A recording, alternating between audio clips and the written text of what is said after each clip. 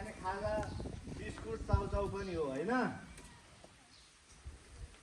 हो कि होइन बिस्कुट चाउचाउ खानुपर्छ हो कि होइन किन होइन त्यो पनि त पसलमा राखेको हुन्छ देशमा खानको लागि एउटा भिडियो हालिदिन्छु खानुपर्छ पर्दैन नि वाट्सएपमा थप 51,000 को प्रतिबद्धता त्यो खानु राम्रो हो कि होइन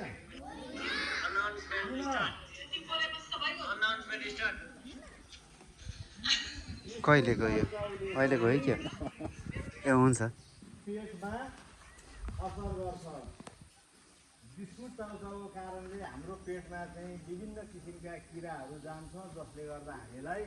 रोग लाग्छ रोग लाग्यो भने हामी के हुन्छौँ बिरामी हुन्छौँ बिरामी भएर मर्न पनि सकिन्छ त्यसैले बिस्कुट चाउचाउ घिउहरू खाने गरेर चाहिँ छैन छैन भने राम्रो खानु हुँदैन घिउ खायो भने खाँदा त गुलियो हुन्छ त्यो पनि पेटभित्र गएर त्यसले त्यो रोग बनाउँछ अनि हामीलाई बिरामी बनाउँछ जुन बिरामीले गर्दा चाहिँ हामी मर्न पनि सक्छौँ भनेपछि बिस्कुट चाउचाउ घिउ प्याकिङ खानेकुरा खानु भयो त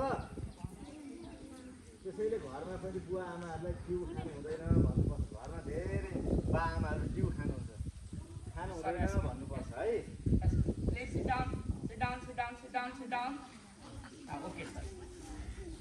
बुवा आमाहरूलाई त्यसो भन्ने है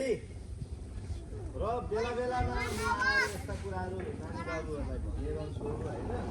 म अनुशासनको कुराहरू पनि भन्छु होइन ज्ञान गुणका कुराहरू पनि म सिकाउँछु आज पहिलो दिनलाई यति धेरै कुरा बुझ्न सकिँदैन आज के मात्रै बुझ्ने हामीले बिस्कुट चाउचाउ घिउ खानु हुँदैन चटपटे है चटपटे खानेहरूले हात उठाउँछ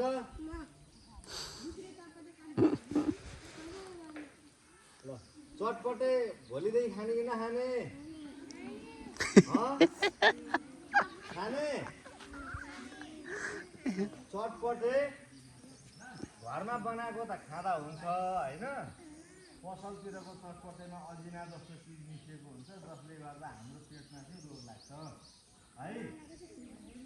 घिउ चाहिँ घरमा पनि नखाने घिउ कोकहरू घरमा पनि नखाने है हामीले यस्तो बानीहरू बस्नुपर्छ ल ल अब सर म्याडमहरू आउनुहोस् त नमस्ते यहाँ नमस्ते सर त ज्ञान टङ्क सर